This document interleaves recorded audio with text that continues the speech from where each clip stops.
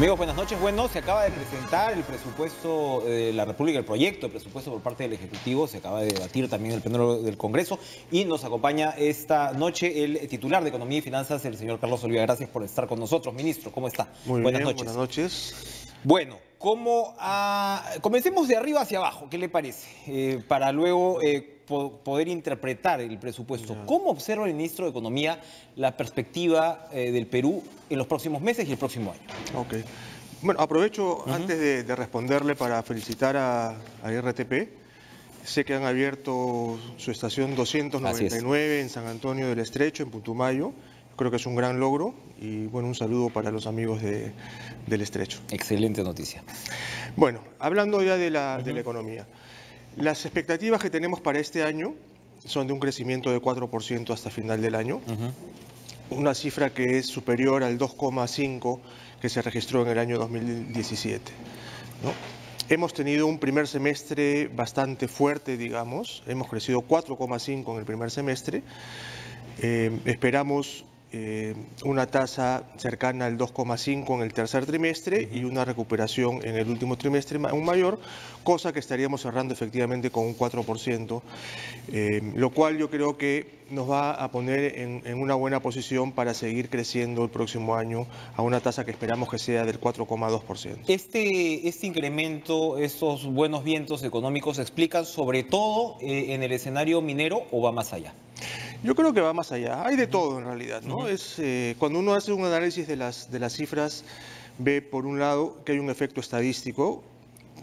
El año 2017 tuvimos el fenómeno del Niño, que, ¿no?, deprimió muchas actividades económicas, sobre todo en el norte, ¿no? Entonces hay un efecto estadístico que es necesario reconocerlo. Pero lo que es también cierto es que la demanda interna está creciendo en casi todos sus rubros, ¿no? La inversión pública está siendo un motor de crecimiento. Este año la inversión pública va a crecer un 14% en términos reales. Entonces ahí tenemos un factor que se refiere a la política del gobierno de impulsar la inversión pública. La inversión privada también está aumentando. Allí entra el tema que usted menciona de la inversión minera, que está creciendo también a tasas de 2 dígitos, cosa que no veíamos desde hacía varios años. Y como consecuencia el consumo también está creciendo, ¿no? El consumo está creciendo por encima del 4%, lo cual es un reflejo de que tenemos mayores ingresos, de que los salarios también están creciendo, se están generando nuevos puestos de empleo, ¿no? El empleo formal está creciendo en el sector privado a una tasa del 4,5%. Entonces, tenemos varios indicadores que nos dan esta confianza de que vamos a tener un año relativamente bueno y, como digo, vamos a entrar con buen pie al año siguiente. ¿Se podría, para cerrar esta parte, se podría complicar la situación económica por esta suerte de inestabilidad política que parece no terminarse en nuestro país? Las proyecciones, los cálculos suyos incorporan ya, digamos, este tipo de señales que a veces pues asustan al inversionista, ¿no? Sí, bueno, a ver, nosotros tenemos un país que yo creo que ha sabido lidiar con estos temas políticos. Como lo estamos viendo ahora, es que hay una gran oportunidad para hacer algunas reformas que quizás en años anteriores hubieran sido un poco más difícil de hacerlas, ¿no? La reforma del sistema judicial, por ejemplo, es algo que tenemos como país que afrontarlo y mejorarlo. Y que incluso tiene una consecuencia económica, por supuesto, porque lo que quiere el agente económico es la predictibilidad jurídica, que evidentemente pues vemos no está tan clara, ¿no? Exactamente. Entonces, un poco el mensaje es, miren, dentro de lo que uno podría llamar esta crisis política, lo que se están abriendo son oportunidades para hacer algunas mejoras. Y tenemos que aprovechar como país, ¿no? Ni siquiera como gobierno, como país, tenemos que aprovechar esta circunstancia para generar este cambio que es tan necesario. ¿Cuáles son los puntos, las diferencias, las particularidades que usted destacaría del presupuesto que acaban de presentar? A ver, primero, que es un presupuesto que está más descentralizado que el presupuesto de los años anteriores. En segundo lugar, estamos poniendo desde un primer momento recursos en los gobiernos regionales y locales, cosa que antes se hacía a mitad del año, ahora la estamos poniendo desde el primer momento. Eso en la parte más operativa, digamos. En la parte de fondo... Es prácticamente, leía, un 44% más o menos real del presupuesto que está haciendo, en términos de la inversión pública, exacto, un 44%. Descentralizado. Exactamente. Ahora, cuando vemos los temas de fondo, hay 3 o 4 aspectos que son muy importantes resaltar. Si me permite, Sí. detengámonos un momento para no regresar luego al tema de la descentralización. No. El temor que hay de algunos analistas es que, bueno, tenemos niveles de subejecución no complicados, descentralizados en los últimos años por parte pues, de gobiernos regionales y locales. Lo que se señala además es que la última vez que inició un nuevo periodo, ¿no? Digamos, la subejecución cayó incluso todavía más hasta en un 40%. Así es. Si usted nos está planteando un presupuesto muy descentralizado, que es lo que muchas veces pues, reclaman las autoridades locales, ¿cómo invertir esa figura, ese temor? Ok. Son varios temas. A ver, primero, la subejecución, hay que ser sinceros, es en todos los niveles de gobierno, ¿no? Nacional, regional y local. Y nosotros estamos trabajando, digamos, lo que nos corresponde, que es el gobierno nacional. Y en el caso particular que se menciona de lo que viene el próximo año, donde históricamente ha habido una caída de las inversiones, estamos diseñando una política conjuntamente con la presidencia del Consejo de Ministros para dar la asistencia técnica que es muy necesaria en estos casos, ¿no? Una asistencia técnica que en un primer momento se va a enfocar entre octubre y diciembre hacia las nuevas autoridades que van a ser electas para ese entonces, y en un segundo momento, a partir de enero, destacando equipos técnicos a las regiones, a las provincias, para poder colaborar con ellos en la ejecución del gasto, en el manejo de los sistemas administrativos. ¿Equipos técnicos más o menos permanentes? Exacto. Porque siempre ese es el problema de los gobiernos regionales, ¿no? Se dice siempre que nunca pueden contratar técnicos que de repente no se quieren trasladar. Uno y mil problemas. Así es. La idea es tener algo un poco más in-house. Exactamente. Precisamente la idea es que con el financiamiento de los mismos ministerios nosotros destaquemos a gente, a especialistas que estén allá y que se queden allá y que estén en el día a día. No queremos que vaya una persona y a los 2 días se regrese, ese tipo de cosas. Queremos algo que esté allí, que se meta a los verdaderos problemas, que haga las capacitaciones que siempre son necesarias y que de esa manera podamos ayudar a los gobiernos regionales y locales. Y lo otro que es importante también notar es que en los últimos tiempos hemos generado también en el Estado un grupo de especialistas, de funcionarios, de servidores que rotan mucho entre las municipalidades, ¿no? Quizás hace 10 o 15 años las personas que llegaban no tenían experiencia en el sector público.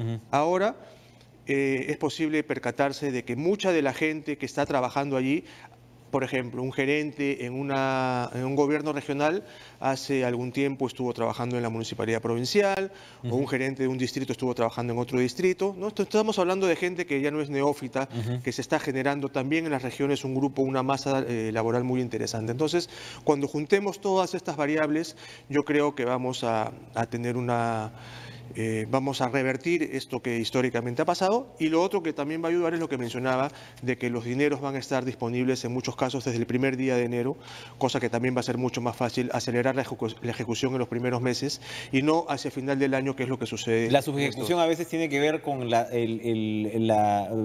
agilidad de la transferencia. Exactamente, porque si las pasamos en junio, como siempre se pasan, el dinero llega en julio a un gobierno subnacional y le estamos dejando 5 meses para ejecutar. Corre para Exactamente, y todos sabemos pues que un proceso, una compra, que es lo más sencillo, digamos, ¿no?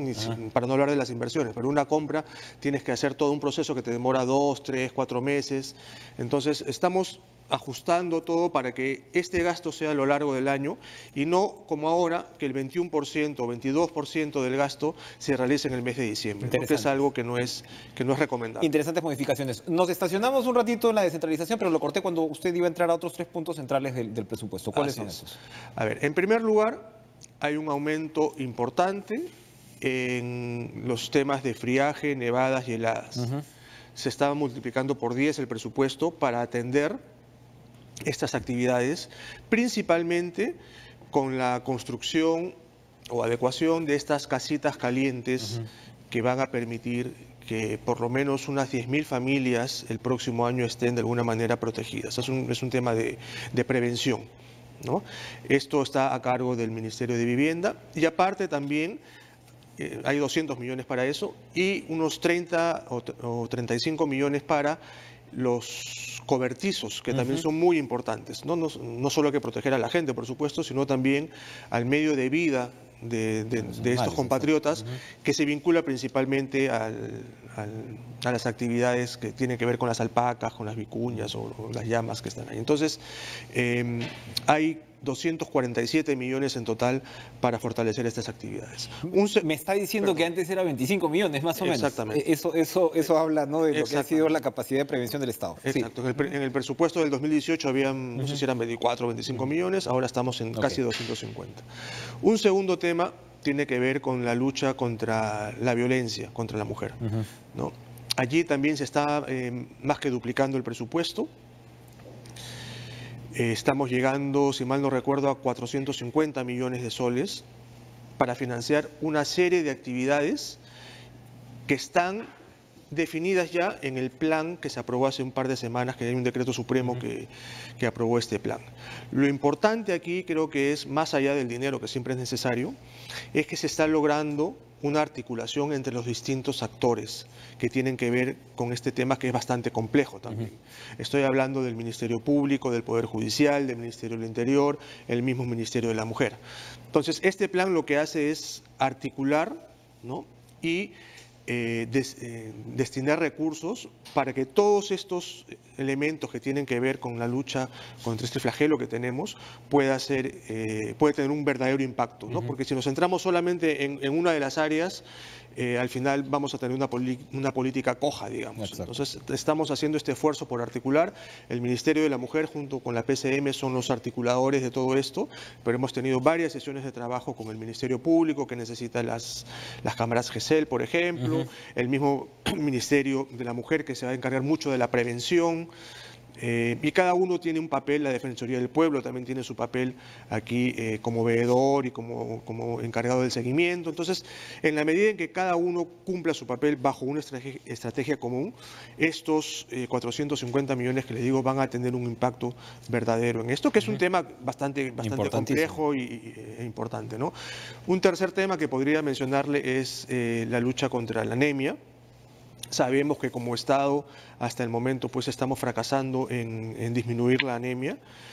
Se han hecho varios... ¿En qué se ha fallado? Si uno ve el presupuesto anterior, ¿en qué se habría fallado en la lucha contra la anemia? Yo sé que es mucho más complejo, pero probablemente podemos tener algunas respuestas. Exacto. ¿Cómo se ha estado destinando el dinero? Así es. Nuevamente es un tema que involucra a varios ministerios, gobiernos regionales, gobiernos locales, ¿no? Aquí... A ver, hay desde temas que tienen que ver con la calidad del agua, ¿no?, hasta temas ya específicos de la anemia que tienen que ver, por ejemplo, con estos micronutrientes que hay que darle a los niños que están en riesgo de tener anemia, ¿no?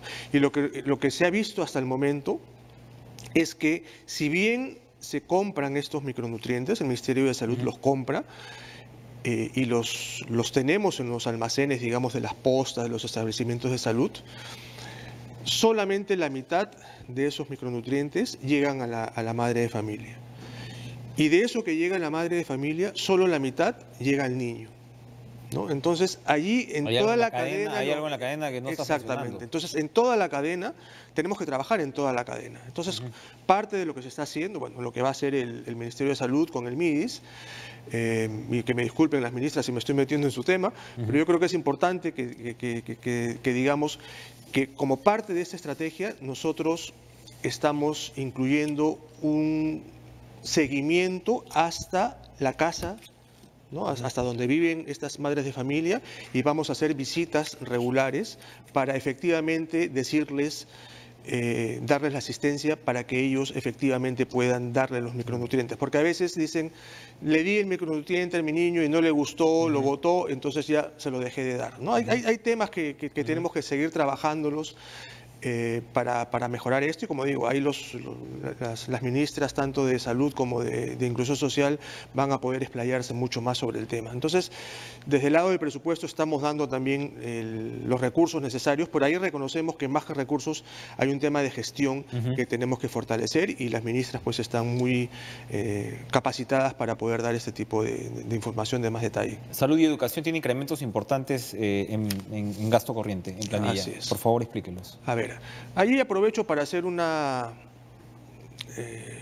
opinión que es personal, pero también creo que ha calado mucho en el gabinete, que no debemos denostar al gasto corriente y magnificar al gasto de inversión. La ortodoxia te dice, ¿no? El gasto corriente es Satanás, más o menos. Exactamente, Bueno, y yo no sé... Uno está conectado con lo otro al final, ¿no? Así es. Tenemos un gasto corriente, entiendo yo, además, relativamente bajo para los estándares latinoamericanos incluso. Exactamente, entonces, en lo que uno tiene que enfocarse es en la prestación del servicio.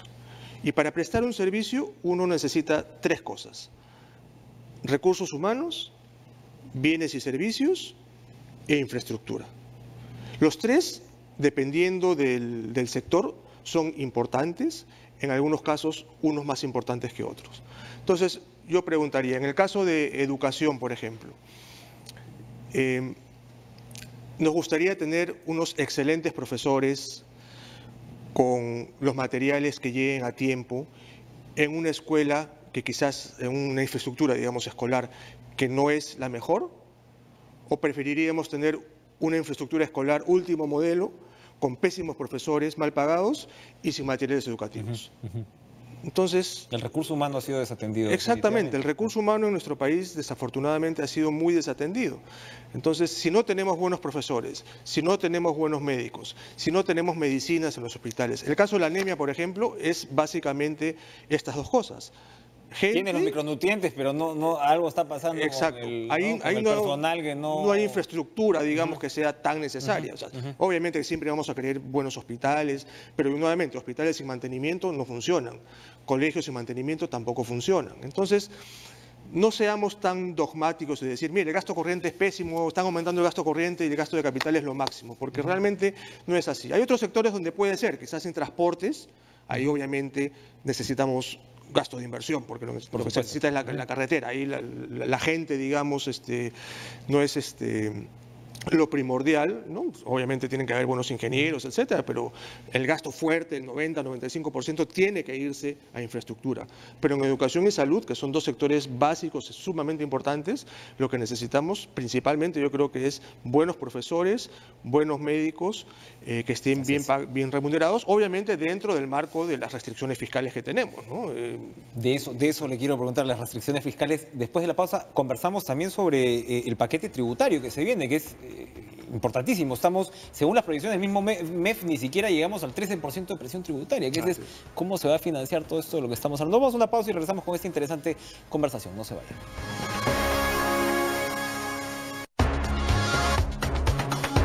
Incluso no hacia la modernidad y hacia un país más desarrollado, nuestra presión tributaria es definitivamente muy baja. En los últimos años pues he estado hablando, se llegaba incluso al 14, en algún momento seguía siendo baja, pero las proyecciones del MEF para este año estaban en el orden del 12.6%.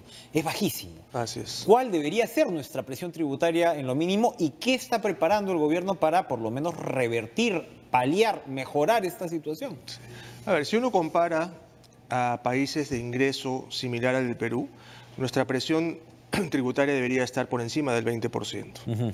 Acá tenemos la particularidad de que hay mucha informalidad y eso afecta definitivamente a la presión tributaria. ¿Colombia o Chile qué presión tributaria tienen más o menos? Sí, están por ahí, ¿no? Por el 20%. Están por el 20%. Chile está un poquito más incluso, ¿no? Bueno, hay otros países como Brasil que tiene 40%, qué sé yo, pero tiene otras estructuras federales, etcétera. Pero bueno, en todo caso, nosotros lo que estamos planteando para los próximos 2-3 años es aumentar por lo menos en 2 puntos la presión, la recaudación de impuestos, digamos. O sea, llegar alrededor del 15%. Sí. Sobre la base de 3 o 4 medidas que estamos implementando y que vamos a plantear al Congreso, ¿no? Lo principal en el cortísimo plazo, mediante las facultades que nos ha delegado el Congreso, estamos emitiendo una serie de decretos legislativos que están enfocados principalmente en reducir la evasión y la elusión tributaria. Estamos cerrando algunos vacíos, digamos, que tiene nuestro marco tributario, por un lado, y por otro lado, estamos también muy empeñados en masificar los comprobantes electrónicos, que creemos que es la principal herramienta para combatir la evasión que ha crecido en los últimos años, ¿no? Y además para facilitar el cumplimiento tributario de las personas y de las empresas. Esta masificación ya está en camino. Ahora, como ustedes saben, ya por ejemplo, todos los recibos por honorarios tienen que ser electrónicos, lo cual significa que en tiempo real están llegando a la base de datos de la SUNAT, ¿no? Las facturas y las boletas de las empresas, las grandes empresas también ya tienen el sistema de facturación electrónica, y estamos ahora en el paso de tratar de seguir avanzando con las medianas y las pequeñas empresas. Yo creo que en el lapso de año y medio, 2 años, vamos a tener ya casi un 100% de la facturación electrónica. Esto es el tema de las facultades. Y se ha anunciado que en octubre ustedes van a presentar un paquete adicional de proyectos de ley al Congreso. Eso tiene que ver, entiendo yo, sobre todo con exoneraciones tributarias, que es un tema de debate de hace muchos años. Son 3 temas que vamos a plantear, ¿no? El primero, las exoneraciones tributarias. Allí el criterio que estamos utilizando ahora es analizando una por una y viendo si existe evidencia de que el sustento para esas exoneraciones está teniendo el efecto que decía tener. Ahí estamos hablando del oriente del país, estamos hablando de las universidades. Exactamente, ¿no? Y otras también. Hay bienes ¿no? que están exonerados de uno u otro impuesto, que tiene reintegros tributarios. Hay una serie de exoneraciones que estamos analizando. Entonces, si la exoneración se justificó para tener el impacto tal, y si ese impacto no es comprobado, entonces vamos a proponer que se retire la exoneración o que se cambie la exoneración, en todo caso, por otro tipo de mecanismo, ¿no? Entonces, esa es una primera parte. El Premier sabe mucho el tema, ¿no? Exacto. Él ha aplicado eso en San Martín. Y La Plata se quedaba en San Martín, o sea, cambiaron ese modelo. Exactamente. ¿no? San Martín es una región que recibe todos los años 50 millones de soles, ¿no? Que es parte ya de su presupuesto, digamos, todos los años empieza con 50 millones, precisamente porque eliminó esas exoneraciones. Entonces, eso se podría replicar en otras regiones, por supuesto que es un tema que hay que conversarlo con las autoridades, etcétera, pero esa podría ser perfectamente una de las propuestas que se pongan sobre la mesa. Es más, yo entiendo que ya en el Congreso hay una propuesta que está en ese sentido, ¿no? Entonces, ese es el primer tema. El segundo tiene que ver con la simplificación de los regímenes del impuesto a la renta. Allí tenemos 4 regímenes ahora, ¿no? El RUS, el RER, el MIPE tributario y el régimen general. Y nosotros vemos que cuando hay demasiados regímenes, por un lado, le complicamos a veces la vida a las personas que tienen que hacer su cumplimiento tributario, ¿no? Porque no saben bajo qué régimen tienes que estar. Hay algunos incentivos para no pasar de uno a otro, entonces a veces usan como atajos incluso, ¿no? Exactamente, ¿no? Entonces, para pagar menos impuestos. Exacto, entonces creo 3 empresas, me fracciono para no pasar al siguiente, etcétera. Entonces, ¿el objetivo es un solo régimen? Ese sería lo ideal. Estamos evaluando, vamos a ver si es 1 o 2 en todo caso, pero sí la idea es simplificar estos regímenes, ¿no? Y el tercero tiene que ver con algo muy importante, nuevamente muy vinculado a la descentralización, porque si nosotros realmente creemos en la descentralización, lo que tenemos que hacer es fortalecer las finanzas públicas de los gobiernos locales y regionales. Y en este caso, la principal fuente de ingresos de los gobiernos locales siempre debería ser los propios impuestos, en este caso el impuesto predial, que es el más importante. Entonces también estamos analizando la estructura actual del impuesto predial. Ahí también la evasión es estratosférica, ¿no? Exactamente, y hay evasiones, ni siquiera evasiones, ¿no? La norma yo creo que todavía tiene tanto espacio para mejorar que la gente está utilizando la norma actual para no pagar el impuesto a la renta. No estamos hablando acá de cambiar tasas necesariamente. Lo que queremos hacer es algunos ajustes. Por ejemplo, muchas viviendas se quedan al 95% de ser terminadas, precisamente porque si llegas al 100% tienes que pagar el impuesto a la renta. Entonces uno se pasea a veces por Lima. Los techos que no están terminados. Exactamente. Los techos de Lima se explican. Exactamente, ve todo en ladrillos, porque claro, si uno tarrajea y termina la vivienda, pagas el impuesto a la renta. Entonces, hay elementos, como les digo, que tienen que ver mucho también con la zonificación, por ejemplo. Y ahora que estamos hablando de campaña electoral, es un tema importantísimo y los votantes deberían estar muy pendientes de todos esos temas, porque por ahí también hay corrupción. Exactamente. Entonces yo creo que si damos un marco un poquito más amigable, también al final, si uno se pone a pensar, las tasas que tenemos del impuesto a la renta son relativamente bajas, ¿no? Entonces yo creo que todos podríamos hacer un esfuerzo y sobre todo, como digo, esto va a redundar en ingresos para los gobiernos locales que tienen que además invertirse en las propias localidades, ¿no? Se nos acabó el tiempo, ministro. Sumamente interesantes los anuncios que nos ha traído. Vuelva pronto, por favor, para que podamos seguir analizando y entendiendo, sobre todo porque el debate pues va a seguir en el Congreso. Esperemos que no se mueva mucho esa aguja. Ministro de Economía, Carlos Oliva, gracias por estar con nosotros esta noche. Vamos a una pausa y regresamos con lo último de Cara a Cara.